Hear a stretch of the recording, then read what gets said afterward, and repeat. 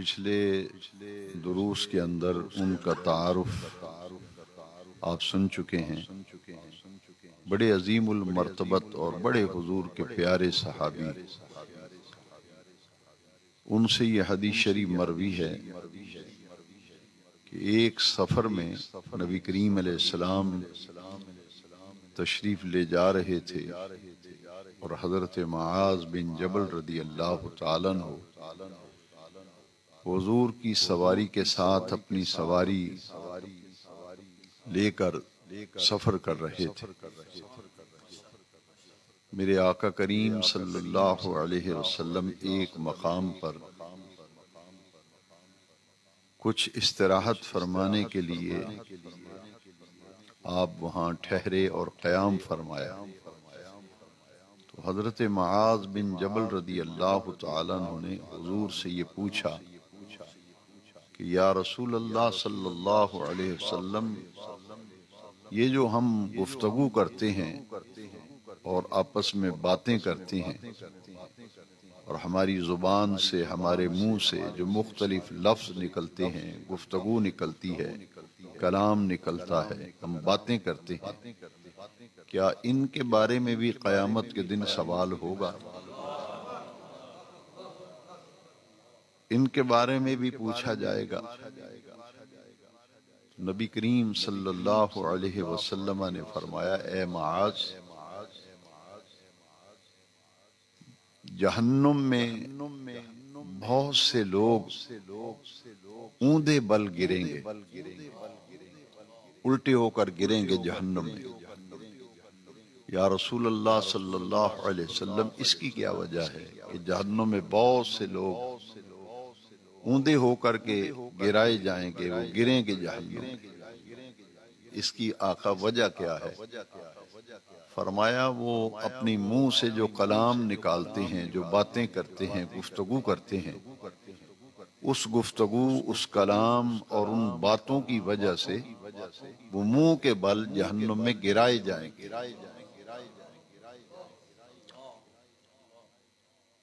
اور حضور نے ارشاد فرمایا، حصائد السنتکم، یہ تمہاری زبانوں کی کھیتیاں ہیں۔ آخرت جو ہے، یہ زبان کھیتیوں کی صورت میں ہے کہ جس طرح کی فصل آدمی بیج بوتا ہے، اسی طرح کی فصل کاٹتا ہے۔ جب کوئی آدمی بد کلامی کرتا ہے، زبان کا استعمال بغیر سوچے سمجھے کرتا ہے،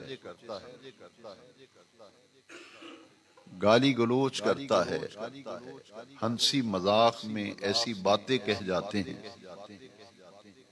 جو حقیقت کے خلاف ہوتی ہیں، آداب گفتگو کے خلاف ہوتی ہیں، تو جب کوئی آدمی ایسا لفظ بولتا ہے، ایسی بات کرتا ہے، تو ایک ایسا درخت، اس میں ایک فصل ایسی جو جھاڑی دار، کانٹے دار، اور ایک وہ زبان سے جملے نکلتے ہیں جس سے جنت میں باغات لگتے ہیں،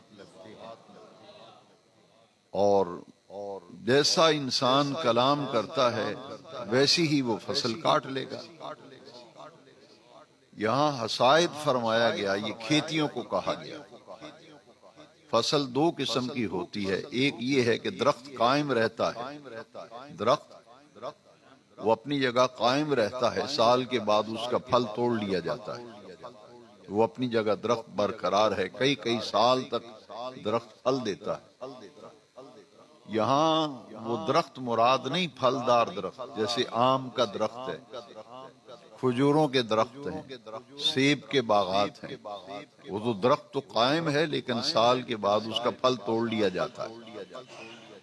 یہاں کھیتیاں فرمایا گیا، ایک فصل وہ ہے جیسے گندم ہے، چاول ہے، گنا ہے، یہ فصل کاٹ لی جاتی ہے، یہ فصل کاٹ لی جاتی ہے، تو حضور نے فرمایا حصائد السنتکم، یہ ایسی کھیتیاں پھر وہاں ہوں گی، تم جو بیج بو گے اس سے وہ کھیتی اگے گی، وہی تم قیامت کے دن کاٹو گے۔ اگر گندم کا بیج گرایا ہے تو گندم کی فصل ہی بندہ کاٹتا ہے، چاول کا بیج گرایا ہے تو چاول کی فصل ہی اٹھائے گا بندہ، گنا کاشت کیا ہے اس کا بیج ڈالا ہے تو گنا ہی کاٹے گا۔ تو جو تم زبان سے جملے نکالو گے قیامت کے دن وہی فصل اپنی کاٹ لو گے۔ فرمایا جہنم میں بہت سے لوگ اپنی کلام اور گفتگو کی وجہ سے گرائے جائیں گے۔ معلوم یہ ہوا کہ زبان کا استعمال نہایت احتیاط سے کرنے کی ضرورت ہے کہ نبی کریم علیہ السلام اس کی نشاندہی فرما رہے ہیں کہ اس بے احتیاطی جو گفتگو اور کلام کی ہے، جیسے ہم کسی کی پیٹھ پیچھے اس کی غیبت کرتے ہیں، بندہ سامنے نہیں ہے، سامنے آ جائے تو ہم کہتے ہیں چودھری صاحب کیا حال ہے، ٹھیک ہے ماشاءاللہ، کیا بات ہے آپ کی، بہت اچھے آدمی، بس ذرا سا ادھر ہوا تو بس اس کا گلہ شروع کر دیا، اس کی غیبت شروع کر دی۔ اسی لیے اللہ تبارک و تعالی نے قرآن مجید میں غیبت سے منع فرمایا۔ وہ گناہ جو انسان کی زبان سے سرزد ہوتے ہیں، ان میں چوٹی کا گناہ جو ہے وہ جھوٹ ہے، غیبت ہے، بد کلامی ہے، فحش کلامی ہے، گالی گلوچ ہے، اور وہ باتیں جن کا حقائق سے تعلق ہی نہیں، وہ باتیں انسان کر جاتا ہے۔ لہذا اس زبان کی بے احتیاطی جو ہے، اس کی وجہ سے جہنم کے منہ کے بل حضور نے فرمایا بہت سے لوگ اس وجہ سے گرائے جائیں گے کہ وہ اپنی زبان کا استعمال احتیاط سے نہیں کیا کرتے۔ یہ حدیث شریف بیان کرنے میں کچھ حیا مانے آتا ہے، اس میں حیا کا پہلو ہے حدیث شریف میں، لیکن ظاہر ہے حضور کا ارشاد ہے تو اس میں بہت حکمت ہوگی۔ تو حضور نے انسانی جسم کے دو عضو جو ہیں ان کا بطور خاص ذکر فرمایا۔ فرمایا انسان کے جسم میں دو عضو ایسے ہیں، جو بندہ مجھے اس کی ضمانت دے دے میں اس کو جنت کی ضمانت دیتا ہوں۔ میں یضمن لی امرین اضمن لہ الجنہ، انسانی جسم کے دو اعضاء ایسے ہیں جو مجھے ان کے استعمال کی ضمانت دے دے، میں مصطفیٰ اس کے لیے جنت کا ضامن ہوں۔ فرمایا ایک زبان اور دوسری انسان کی شرمگاہ، ان کے استعمال کی جو مجھے ضمانت دے دے گا، حضور نے فرمایا میں اسے جنت کی ضمانت دیتا ہوں۔ اللہ کے جو مقرب اور محبوب بندے ہیں ان میں اور عام بندوں میں کتنا فرق ہے ذرا دیکھیے۔ زبان کی استعمال کے متعلق قرآن مجید کے دوسرے مقام پر ایک آیت کریمہ ہے جس میں اللہ تبارک و تعالی نے فرمایا یا ایھا الذین آمنوا اتقوا اللہ وقولوا قولا سدیدا یصلح لکم اعمالکم ویغفر لکم ذنوبکم ومن یطع اللہ ورسولہ فقد فاز فوزا عظیما۔ اے ایمان والو، دل میں اللہ کا تقوی رکھو، اللہ کا تقوی اختیار کرو، اس کا خوف، اللہ کی خشیت، جواب دہی کا تصور اپنے ذہن اور دل و دماغ پر غالب کرو۔ وقولوا قولا سدیدا، اور جب بھی بات کرو تو سیدھی بات کیا کرو، قول سدید اختیار کرو، یعنی زبان کا استعمال جو ہے وہ سوچ سمجھ کر کیا جائے۔ جیسے ہمارے ہاں ایک محاورہ چلتا ہے کہ پہلے تولو پھر بولو، کیونکہ جو جملہ ہم بولیں گے، بات کریں گے، اس پر ہماری گرفت ہوگی، پکڑ ہوگی، پوچھا جائے گا۔ یوم تسألن یومئذ عن النعیم ثم لتسألن یومئذ عن النعیم۔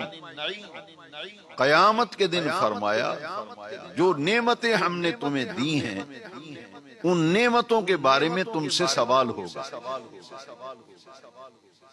آپ جانتے ہیں کہ انسان کو اللہ نے جتنی نعمتیں دی ہیں ہر نعمت کے بارے میں پوچھا جائے گا۔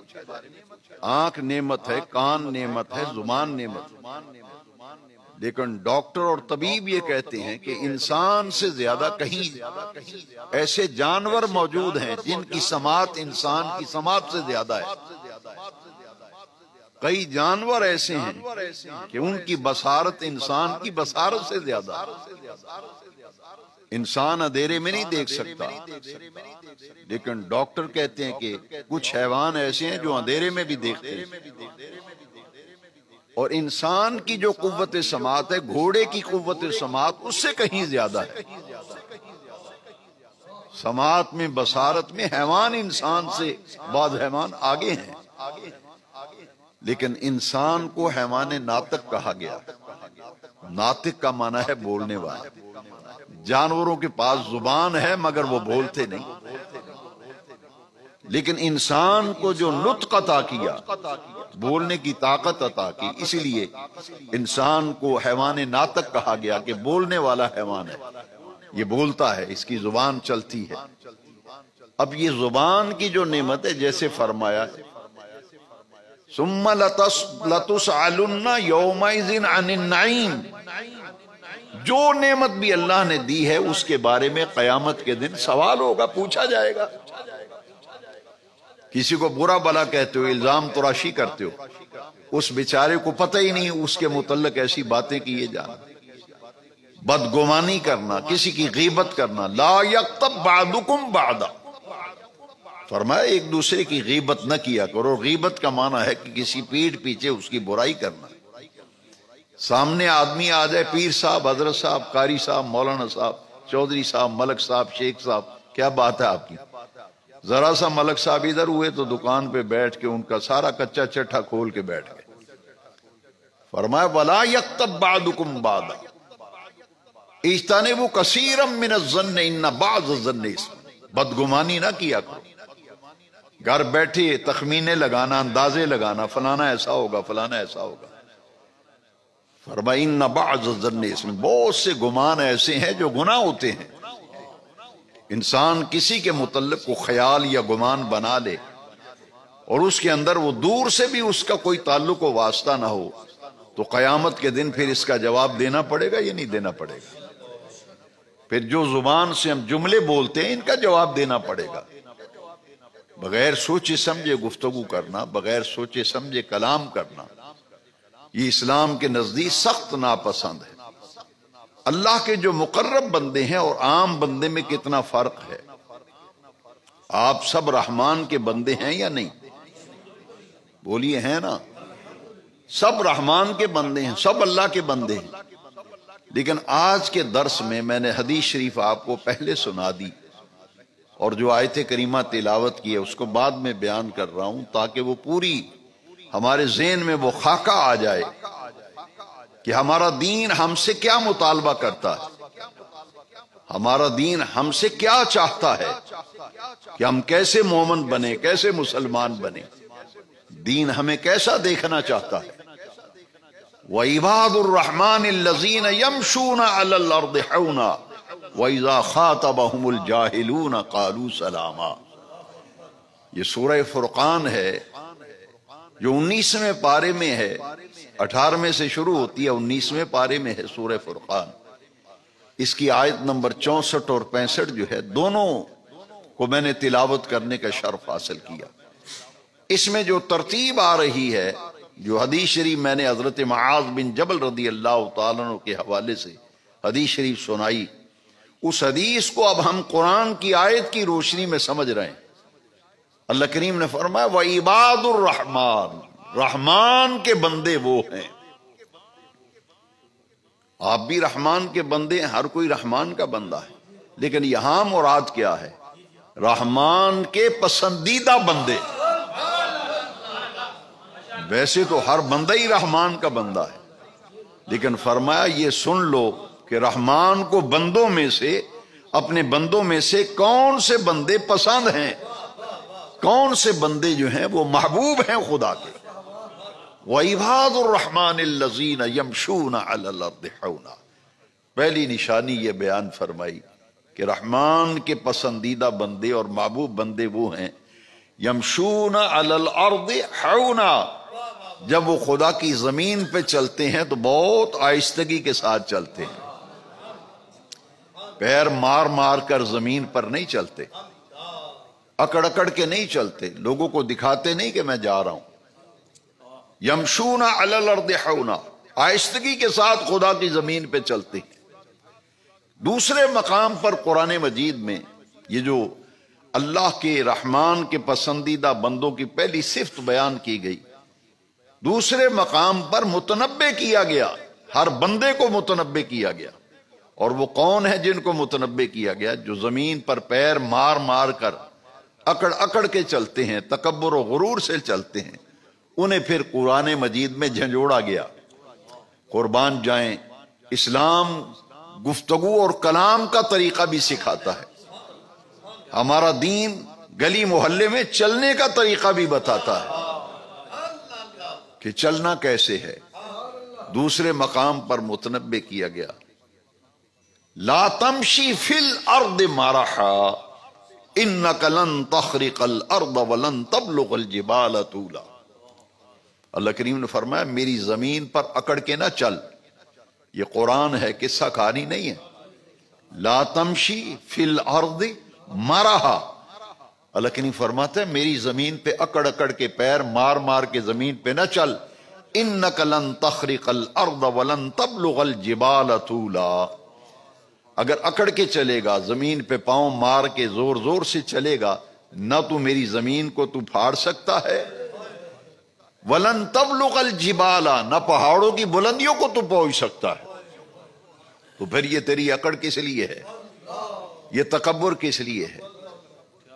لا تمشی فی الارض مرحا انک لن تخرق الارض ولن تبلغ الجبال طولا۔ یہاں فرمایا پھر وعباد الرحمن الذین یمشون علی الارض حونا واذا خاطبهم الجاہلون قالوا سلاما۔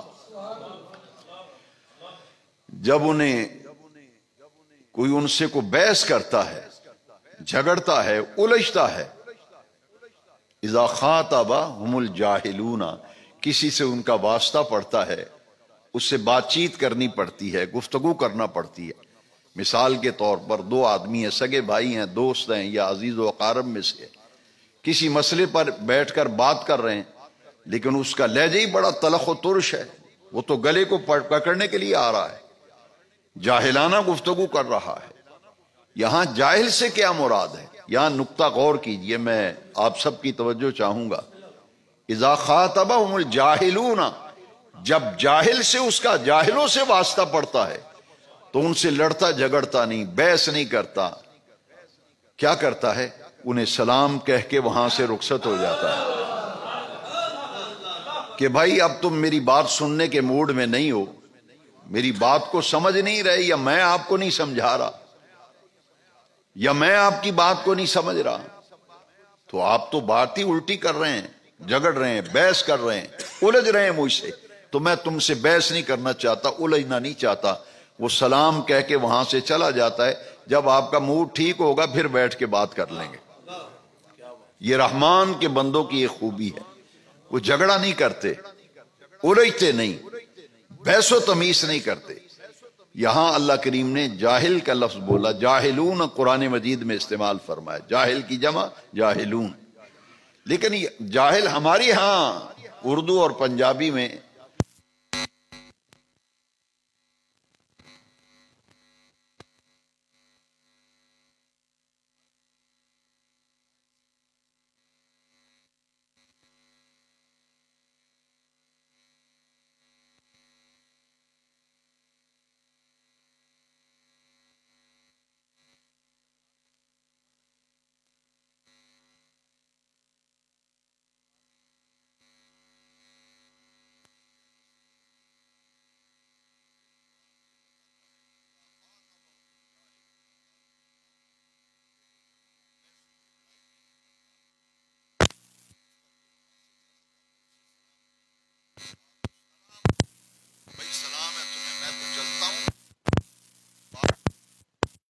سمجھ رہے ہیں، نہ میری بات آپ کی سمجھ میں آ رہی، نہ آپ کی میری سمجھ میں آ رہی، کیونکہ ماحول ہی ایسا بن گیا، لہٰذا اب بات کرنا فضول ہے۔ وہ اس بحث کو توالت نہیں دیتے، جھگڑا بڑھاتے نہیں ہیں، وہ سلام کہہ کر وہاں سے چلے جاتے ہیں۔ اچھا پھر دیکھا جائے گا، بیٹھے گے تو بات کریں گے۔ وَعِبَادُ الرَّحْمَنِ الَّذِينَ يَمْشُونَ عَلَى الْأَرْضِ حَوْنًا وَإِذَا خَاطَبَهُمُ الْجَاهِلُونَ قَالُوا سَلَامًا۔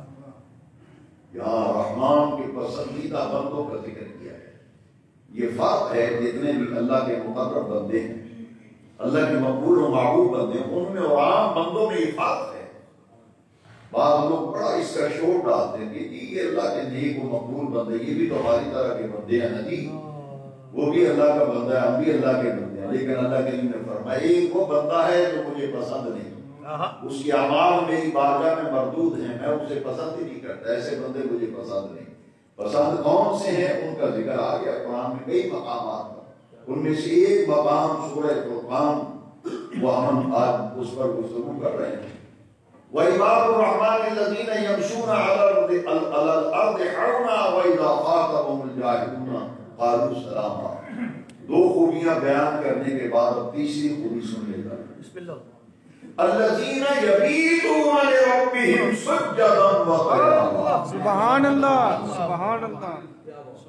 تیسرا ان کا وصف، تیسری خوبی اور صرف بیان کی گئی۔ الَّذِينَ يَبِيتُونَ لِرَبِّهِمْ، بعد یبیتوں کا معنی ہوتا ہے رات بسر کرنا۔ اللہ کریم فرماتے ہیں میرے پسندیدہ بندے وہ ہیں جن کی راتیں بسر ہوتی ہیں۔ ان کی راتیں کس طرح بسر ہوتی ہیں؟ لِرَبِّهِمْ، ان کی راتیں اپنے رب کے لیے بسر ہوتی ہیں۔ وہ اپنے پروردگار کے لیے راتیں گزارتے ہیں، لِرَبِّهِمْ، اپنے رب کے لیے رات گزارتے ہیں۔ کیسے گزارتے ہیں؟ سُجَّدًا وَقِيَامًا، کبھی سجدے میں رات گزر جاتی ہے، کبھی قیام میں گزر جاتی ہے۔ ساری رات قیام کرتے رہتے ہیں، سجدے کرتے رہتے ہیں، نفل پڑھتے رہتے ہیں۔ الذین یبیتون لربہم سجدا وقیاما۔ یہاں ایک بات غور سے سمجھنے والی ہے، قرآن مجید کی آیت نمبر 64 ہے سورہ فرقان کی، اور 65ویں آیت میں فرمایا الذین یبیتون لربہم سجدا وقیاما۔ یہاں 5 وقتہ نماز کا ذکر نہیں ہے، یہاں رات کی نماز کا ذکر ہے۔ اللہ اکبر، کیونکہ 5 وقتہ نماز تو فرض ہے، وہ تو ہر صاحب ایمان پر فرض۔ رحمان کو وہ بندے پسند ہیں جو 5 وقتہ پابندی کے بعد پھر راتوں کو بھی اٹھ کر اپنے رب کو یاد کرتے ہیں۔ اگر 5 وقتہ نماز وہ بھی پڑھتے ہیں یہ بھی پڑھتے ہیں تو بات تو برابر ہوگی۔ رحمان کو اس لیے پسند ہے کہ 5 وقتہ نماز تو پابندی سے پڑھتے ہی پڑھتے ہیں، لیکن کبھی کبھی یہ راتوں کو اٹھ اٹھ کر مجھے مناتے ہیں، منانے کے لیے اور راضی کرنے کے لیے۔ کبھی قیام میں ہوتے ہیں، کبھی سجدے میں ہوتے ہیں۔ یہ رات کی نماز کا ذکر ہے، بلکہ رات گزارنے کا ذکر ہے۔ 5 وقتہ نماز میں تو دن میں بھی نمازیں ہیں، اس لیے مفسرین کرام نے فرمایا یہاں 5 وقتہ نماز مراد نہیں ہے، وہ تو اس کے پابند ہوتے ہیں رحمان کے بندے۔ یہاں تو رات بسر ہونے کی بات ہو رہی ہے کہ ہماری راتیں کیسے بسر ہو رہی ہیں۔ فجر کی اذان تک ہماری قوم جاگتی ہے، اور جیسے ہی اذان ہوتی ہے پھر سو جاتے ہیں میٹھی نیند۔ قرآن کہہ رہا ہے کہ پھر فرق یہی ہے ہر بندے میں، رحمان کے بندوں میں، عام بندوں میں یہ فرق ہے کہ ان کی راتیں غفلت میں گزر رہی ہیں، معصیت میں گزر رہی ہیں، نافرمانی میں گزر رہی ہیں، اور یہ وہ بندے ہیں جو رب کو منانے کے لیے راتوں کو جاگتے ہیں، اور جاگ کر کیا کرتے ہیں؟ سجدم و قیام، عبادت کرتے ہیں اپنے رب کی۔ الذین یبیتون لربہم سجدم و قیام۔ کتنی خوبیاں ہو گئیں؟ 3۔ اور چوتھی خوبی بڑی اونچے درجے کی خوبی ہے۔ یہ بعض اوقات نماز کا پابند بندہ ہو، روزے پابندی سے رکھتا ہو، اس کے ذہن میں ایک عجیب سی بات پیدا ہو جاتی ہے، لیکن اسلام یہ کہتا ہے کہ عبادت گزار، اللہ کا شکر کرو، 5 وقتہ نماز پڑھتے ہو، روزہ رکھتے ہو، قرآن پڑھتے ہو، حرام سے بچتے ہو، تو شکر کرو خدا کا۔ لیکن اللہ کریم نے ایک اور ان کی خوبی بیان فرمائی۔ وہ خوبی کیا ہے؟ الذین یقولون، اللہ کی اطاعت بھی کرتے ہیں، راتوں کو جاگتے بھی ہیں، کوئی بحث کرے، الجھے، جھگڑا کرے تو انہیں سلام کہہ کے وہاں سے چلے جاتے ہیں، زمین پہ چلتے ہیں تو نرمی سے چلتے ہیں، ہے جی۔ اللہ کریم فرمایا پھر کیا کرتے ہیں؟ الذین یقولون، جو پھر ہاتھ اٹھا کر میری بارگاہ میں پھر دعا مانگتے ہیں۔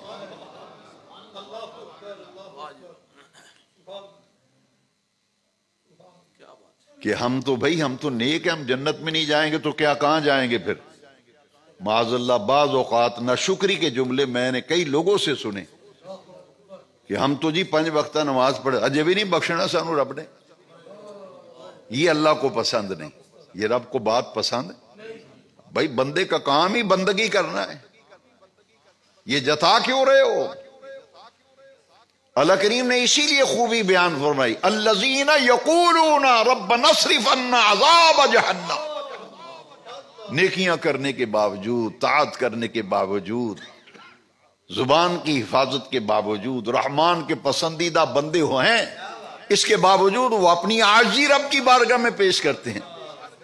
الذین یقولون، جو ہاتھ اٹھا کر میری بارگاہ میں عرض کرتے ہیں، اے میرے پروردگار، ربنا اصرف عنا عذاب جہنم، اے ہمارے رب جہنم کے عذاب کو ہم سے دور رکھنا، اس کا رخ موڑ دے جہنم کے عذاب کا، اور ہمیں جہنم کی آگ سے، اس کے عذاب سے ہمیں بچانا. یعنی اللہ کی طاعت، بندگی، فرما برداری، یہ سارے کام کرنے کے باوجود اپنے رب کی بارگاہ میں رجوع کرنا، اس کی بارگاہ میں ہمیشہ ڈرتے رہنا، عاجزی انکساری پیش کرتے رہنا کہ میرے اعمال اس قابل نہیں ہیں کہ میری بخشش ہو. میں اپنے اعمال کی وجہ سے نہیں بخشا جاؤں گا، یہ تو میری ڈیوٹی ہے، نماز پڑھنا، روزہ رکھنا، حج کرنا، زکوٰۃ دینا، یہ تو ڈیوٹیز ہیں، فرائض ہیں. لیکن ان اعمال کی وجہ سے ہمیں ناز نہیں ہے کہ بخشے جائیں گے، بلکہ بخشش و مغفرت کا اگر کوئی ذریعہ ہمارے نزدیک ہے تو یہ ہے کہ ہم اللہ کے فضل و کرم سے ہمارا بیڑا پار ہوگا. اور اللہ کے وہ پیارے محبوب صلی اللہ علیہ وسلم جس ہستی پاک کی بدولت اور ان کے ذریعے ہمیں ایمان ملا، وہ مصطفیٰ کریم علیہ السلام کے وسیلے سے ہماری بخشش ہوگی، کیونکہ حضور گناہگاروں کی شفاعت فرمائیں گے.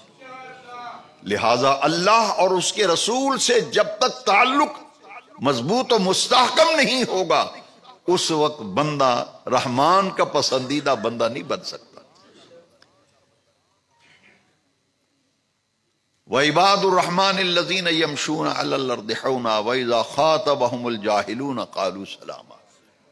میں نے جو حدیث پڑھی کہ بہت سے لوگ جو آج زیر تعلیم حدیث ہے، جو حدیث آج ہم پڑھ رہے ہیں، وہ حدیث میں پہلے سنا چکا ہوں کہ حضرت معاذ نے پوچھا، حضور یہ جو ہم جو گفتگو کرتے ہیں، کلام کرتے ہیں، کیا اس کے بارے میں بھی سوال ہوگا؟ حضور فرمایا کیوں نہیں ہوگا؟ اور میں نے جہنم کے اندر بہت سے لوگوں کو اوندا منہ اس لیے گریں گے جو اپنی زبان کا استعمال بغیر کسی احتیاط کے کرتے ہیں. لہذا گفتگو کی وجہ سے جہنم کے اندر لوگ گریں گے اور منہ کے بل گریں گے. اس لیے معلوم یہ ہوا کہ زبان کی حفاظت، گفتگو اور کلام جو ہے وہ سوچ سمجھ کر کرنا.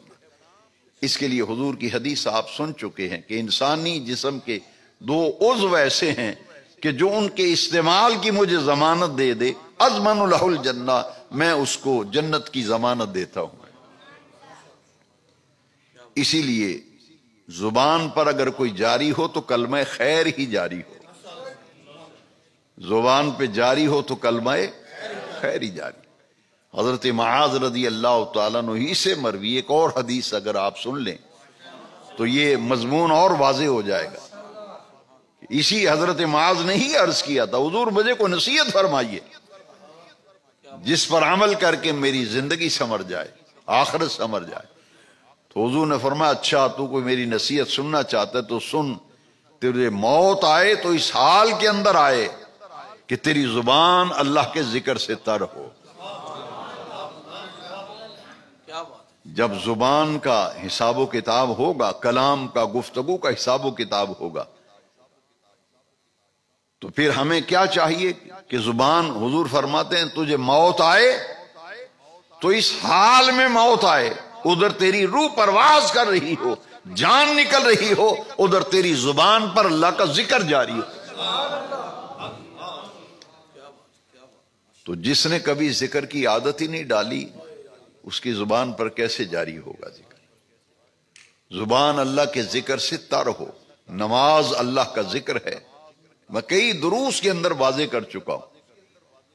اقم الصلاۃ لذکری، قرآن نے کہا کہ میری یاد اور میرے ذکر کے لیے صحیح ادا کرو نماز. لہذا جو بندہ یہ چاہتا ہے کہ موت کے وقت میری زبان پر کلمہ جاری ہو، اللہ کا ذکر جاری ہو، تو سب سے بڑا کام اور ذمہ داری اس کی یہ ہے کہ 5 وقتہ نماز پابندی سے ادا کرے. اب تک کی ساری گفتگو جو میں نے عرض کی ہے، اوصاف رحمان کے بندے جو اللہ کو پسند ہیں بندے، ان کے اوصاف آج ہم پڑھ رہے ہیں قرآن و حدیث کی روشنی میں. تو اس کے ساتھ ایک اور حدیث میں عرض کروں گا. ایک آدمی ساری رات ہی جاگتا رہتا ہے، مستحبات میں، نفلی کاموں میں جاگ رہا ہے، لیکن جب فرض کی باری آتی ہے تو سو جاتا ہے. ساری رات جاگا ہے، فجر کی نماز ہی نہیں پڑھی. یہ بڑا ناپسندیدہ عمل ہے کہ مستحب کے پیچھے دوڑیں اور فرضوں کی پرواہ نہ کریں. یہ ہمارا طرز مومن کا یہ طرز زندگی نہیں ہے. اسی لیے یہ حضور کی حدیث شریف ہمارے لیے بڑی رہنما ہے. میرے آقا کریم نے فرمایا جس شخص نے عشاء کی نماز جماعت سے پڑھی اور پھر فجر کی نماز جماعت سے پڑھی، ساری رات اگر وہ سویا رہا تو اس کے نامہ اعمال میں لکھا جائے گا کہ رات بھر اللہ کی عبادت کرتا رہا.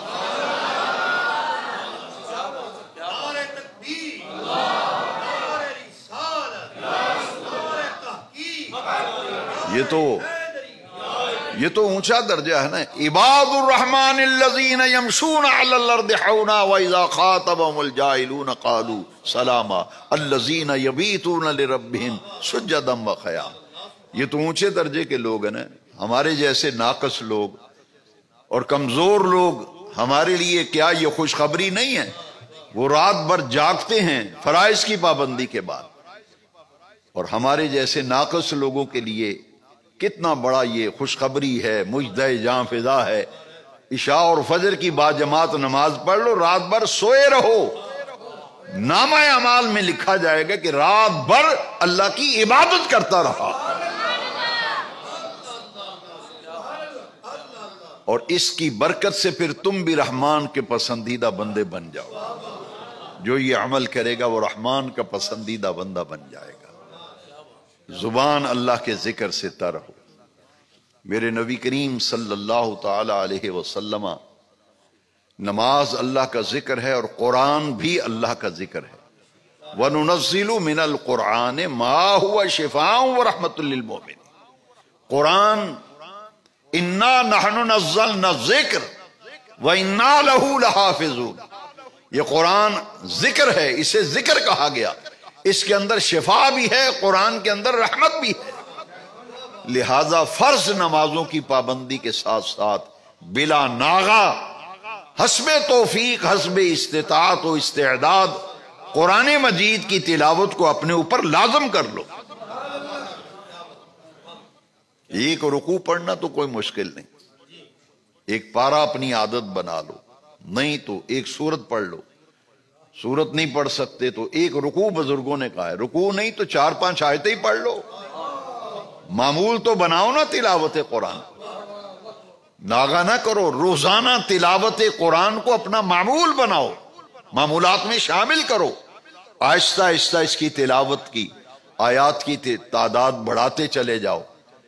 ادھر قرآن مجید کی تلاوت، ادھر 5 وقتہ نماز پابندی سے، کیونکہ نماز بھی ذکر ہے اور قرآن بھی ذکر ہے.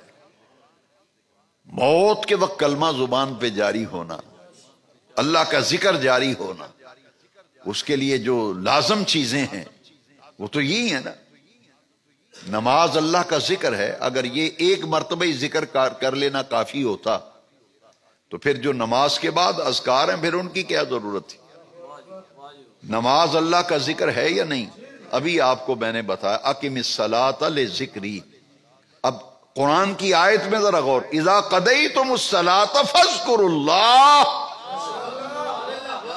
نماز اللہ کا ذکر ہے، لیکن قرآن کہہ رہا ہے اذا قضیتم الصلاۃ، جب تم نماز پڑھ چکو، فاذکروا اللہ، پھر اپنے اللہ کا ذکر کرو. نماز پڑھ چکو تو اللہ کا ذکر کرو۔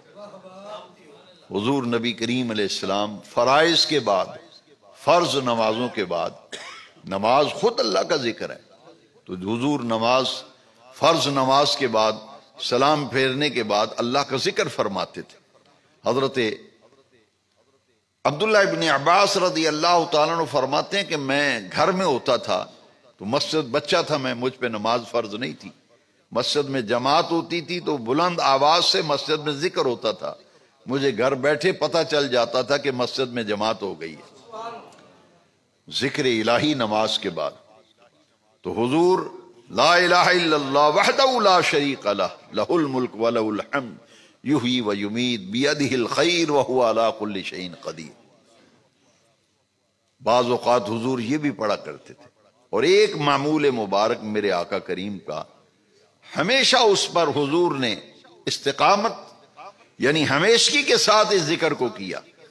ایک مرتبہ حضور پڑھتے اللہ اکبر فرضوں کے بعد، 3 مرتبہ استغفر اللہ استغفر اللہ استغفر اللہ، اور اس کے بعد پھر 1 مرتبہ آیت الکرسی۔ تو ہر فرض نماز کے بعد آیت الکرسی کی کیا فضیلت ہے؟ حضور نے فرمایا جو شخص فرض نماز کے بعد آیت الکرسی پڑھتا ہے، پیارے نبی کریم علیہ السلام نے فرمایا اس کے لیے جنت لازم ہو جاتی ہے، گارنٹی ہے، اس کے لیے جنت کی گارنٹی ہے جو فرض نماز کے بعد آیت الکرسی پڑھتا ہے۔ یہ حضور کا معمول تھا۔ اور 3 باتیں میں قولوا قولا سدیدا، زبان کا استعمال، یہ 3 تحفے سمجھ لیجیے۔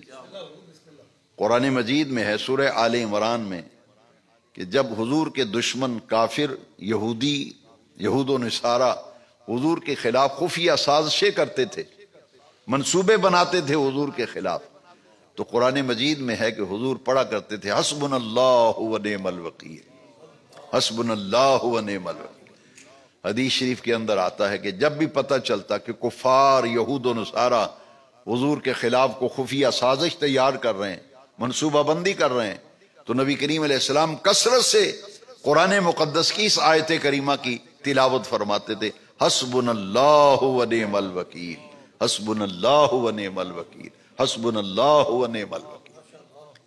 اور حدیث شریف میں آتا ہے کہ آقا کریم صلی اللہ علیہ وسلم پر کسی طرح بھی دشمنوں کی طرف سے کوئی پریشانی آتی، کوئی تکلیف آتی، تو پھر حضور کثرت سے پڑھا کرتے تھے لا حول ولا قوت الا باللہ، لا حول ولا قوت الا باللہ العلی العظیم، کثرت کے ساتھ اس کی حضور تلاوت فرماتے تھے۔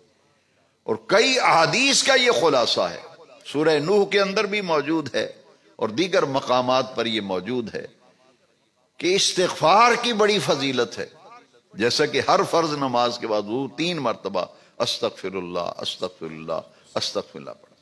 اور ایک حدیث میں حضور نے فرمایا ایک دن میں 70 سے زیادہ مرتبہ رب کی بارگاہ میں استغفار کرتا ہوں۔ وہ ہستی پاک جو معصوم ہے کہ تم بھی کثرت کے ساتھ استغفار پڑھا کرو۔ حدیث شریف میں آتا ہے کوئی مالی پریشانیوں کا ذکر کرتا یا کسی اور تکلیف اور دکھ کا، مصیبتوں کا اظہار کرتا، تو حضور اسے فرماتے ہیں کثرت سے استغفار کیا کرو، کثرت سے پڑھا کرو، استغفر اللہ ربی من کل ذنب واتوب الیہ، استغفر اللہ الذی لا الہ الا هو الحی القیوم واتوب الیہ۔ تو مومن جو ہے وہ تو اللہ کے ذکر میں رہتا ہے نا، زبان کا استعمال، اس کی احتیاط، رحمان کے پسندیدہ بن، اسی لیے ذکر ہے، صبح اٹھتے ہیں تو ذکر ہے، مسجد میں آتے ہیں تو ذکر ہے، کھانا شروع کرتے ہیں تو ذکر ہے، کھانا کھا کے فارغ ہوتے ہیں تو ذکر ہے، کپڑے پہنتے ہیں تو ذکر ہے خدا کا، یہاں تک کہ اگر بیت الخلاء جاتے ہیں تو جانے سے پہلے خدا کا ذکر ہے، اور بیت الخلاء سے فارغ ہو کے آتے ہیں تو پھر بھی اللہ کا ذکر ہے۔ اللہم انی اعوذ بک من الخبث والخبائث، یہ بخاری کے اندر حدیث ہے کہ حضور رفع حاجت کے لیے جب تشریف لے جاتے تو حضور پڑھا کرتے تھے اللہم انی اعوذ بک من الخبث والخبائث، جو تکلیف دینے والی، اذیت والی چیز ہے۔ ایک آدمی کا پیشاب بند ہو جائے تو کتنی تکلیف ہوتی ہے، یہ اس کا کرم نہیں ہے، یہ نظام جو چل رہا ہے۔ لہذا جب اذیت دینے والی چیز رفع حاجت سے بندہ فارغ ہوتا ہے، پھر باہر نکل کے دعا حدیث شریف میں، یہ دو دعائیں حدیث سے میں عرض کر رہا ہوں۔ رفع حاجت کے لیے جاتے وقت اللہم انی اعوذ بک من الخبث والخبائث، اور جب رفع حاجت سے فارغ ہو کے بندہ باہر آئے، دو لفظ ہیں، بلکہ ایک ہی لفظ ہے، اس کے دو حصے، غفرانک، یا اللہ تیری مغفرت، تیری بخشش، تیری عنایت، تیرے لطف و کرم کہ تو نے مجھے خلاصی عطا فرمائی اذیت دینے میں۔ ایک آدمی، یہ رفع حاجت کا جو نظام ہے، بول و براز جسے کہتے ہیں، انسان کے جسم میں اگر رہ جائے تو کتنی تکلیف ہوتی ہے، فاسد مادے پیدا ہوتے ہیں، بیماریاں پھیلتی ہیں، لہٰذا بیت الخلاء سے نکلتے وقت بھی غفرانک، تیری بخشش، تیری مغفرت، اس کے طلبگار ہیں۔ مسجد میں داخل ہو رہے ہیں تو دعا ہے، مسجد سے نکل رہے ہیں تو دعا ہے، وضو کر رہے ہیں تو دعا ہے، کھانا کھا رہے ہیں تو دعا ہے، کھانے کے بعد دعا ہے، صبح نیند سے اٹھے ہیں تو دعا ہے۔ الحمدللہ الذی احیانی بعد ما اماتنی والیہ النشور، صبح اٹھتے ہیں تو یا اللہ تیرا شکر ہے، نیند سے تو نے ہمیں پھر زندگی بخشی ہے، اور جب سونے لگنا ہے تو پھر بھی دعا ہے۔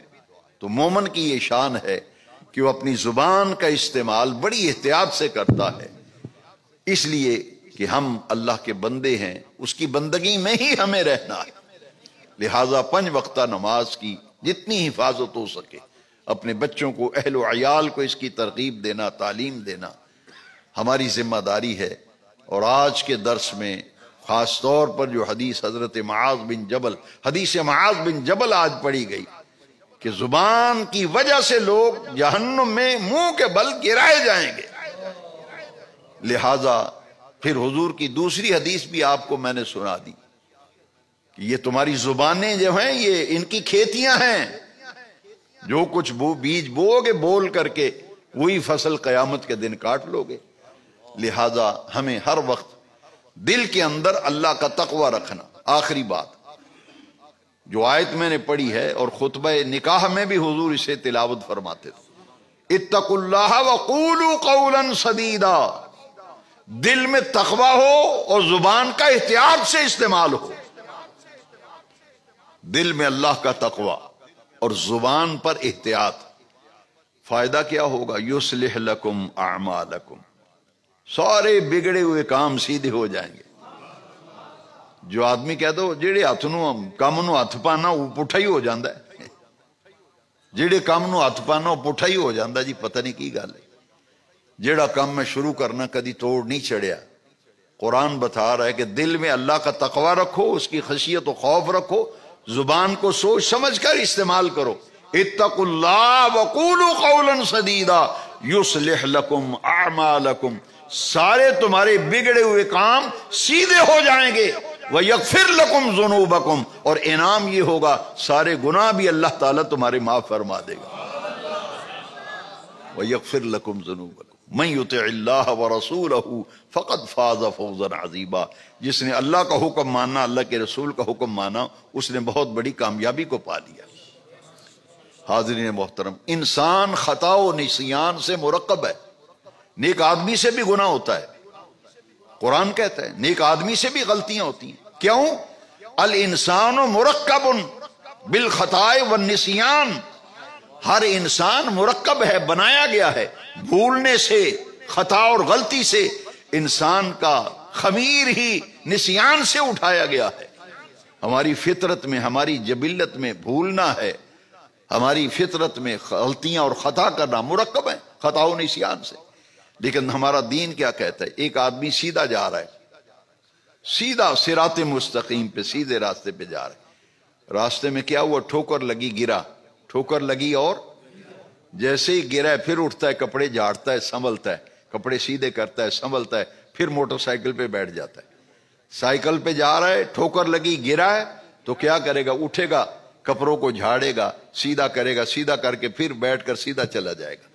بزرگوں نے یہ مثال دے کے سمجھا۔ اور ایک آدمی سیدھے راستے پہ نہیں چل رہا، جانا لاہور کو ہے، جہاں فیصل آباد رہے ہیں، تو جیسے جیسے سفر جاری رکھے گا منزل سے دور ہوتا چلا جائے گا۔ دین ہمیں یہ کہتا ہے خدا کے راستے پر آؤ، دین کے راستے پر چلو، دل میں تقوی رکھو، اللہ کے پسندیدہ بندے بننے کے لیے سیدھے راستے پہ چل کے سفر کا آغاز کر دو۔ راستے میں غلطی سے کوئی گناہ ہو گیا، کوئی خطا ہو گئی، کوئی بھول ہو گئی، تو پھر جیسے گرنے والا سنبھلتا ہے فوراً اٹھ کر سنبھل جاؤ، اور سنبھلنے کے بعد فوراً اپنے رب سے اپنے گناہوں کی معافی مانگو۔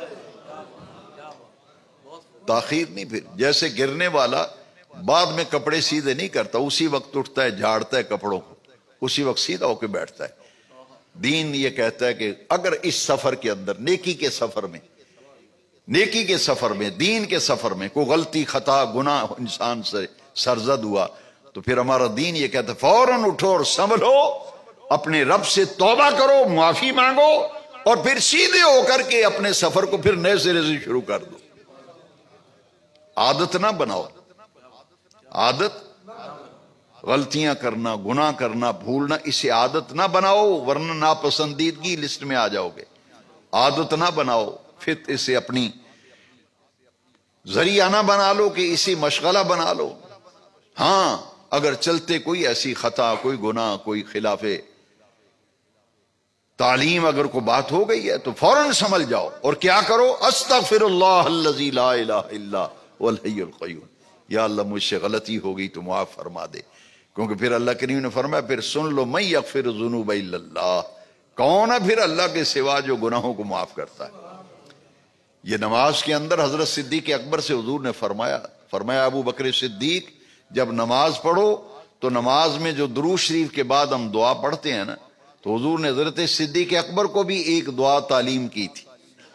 فرمایا اے ابو بکر یہ نماز میں یہ دعا پڑھا کرو، اللہم انی ظلمت نفسی ظلما کثیرا۔ وہ صدیق اکبر جو ساری امت میں افضل ہیں، وہ صدیق جو ساری امت میں نبیوں، رسولوں، پیغمبروں کے بعد پوری انسانیت میں افضل، حضور انہیں تعلیم دے رہے ہیں کہ نماز میں یہ دعا پڑھا کر درود شریف کے بعد، اللہم انی ظلمت نفسی ظلما کثیرا، یا اللہ میں نے بہت اپنی جان پر ظلم کیے ہیں، بہت گناہ کیے ہیں، فلا یغفر الذنوب الا انت، یا اللہ تیرے سوا تو کوئی گناہوں کو معاف نہیں کرتا، نہ کوئی گناہوں کو تیرے سوا کوئی معاف کرنے والا ہے۔ فلا یغفر الذنوب الا انت فاغفر لی، یا اللہ مجھے معاف کر دے، فاغفر لی، یا اللہ مجھے معاف کر دے، وارحمنی، معاف بھی فرما، میرے اوپر اپنی رحمتیں بھی فرما، اللہم انی ظلمت نفسی ظلما کثیرا فلا یغفر الذنوب الا انت فاغفر لی مغفرۃ من عندک وارحمنی انک انت الغفور الرحیم۔ یہ وہ دعا ہے جو رب اجعلنی مقیم الصلاۃ، یہ بھی پڑھیں ربنا آتنا فی الدنیا حسنہ، جتنا وقت ہو جو بھی دعا، لیکن دعا وہ ہونی چاہیے جو عربی زبان کے اندر ہو، اور قرآنی دعا ہو، یا حضور کی جو مسنون دعائیں حضور سے مذکور ہیں ان میں سے کوئی دعا بھی نماز کے اندر آپ پڑھ سکتے ہیں۔ تو یہ دعا وہ ہے جو حضور نے حضرت صدیق اکبر کو فرمایا تھا کہ نماز میں درود شریف کے بعد یہ دعا پڑھا کر۔ ہمیں بھی چاہیے اس دعا کو یاد کر لیں، اور کبھی کبھی یہ دعا بھی پڑھا کریں، اللہم انی ظلمت نفسی ظلما کثیرا فلا یغفر الذنوب الا انت فاغفر لی مغفرۃ من عندک وارحمنی انک انت الغفور الرحیم۔ اللہ تبارک و تعالی ہر مہینے یہاں ہمارا دین سیکھنے کے لیے جمع ہونا قبول فرمائے۔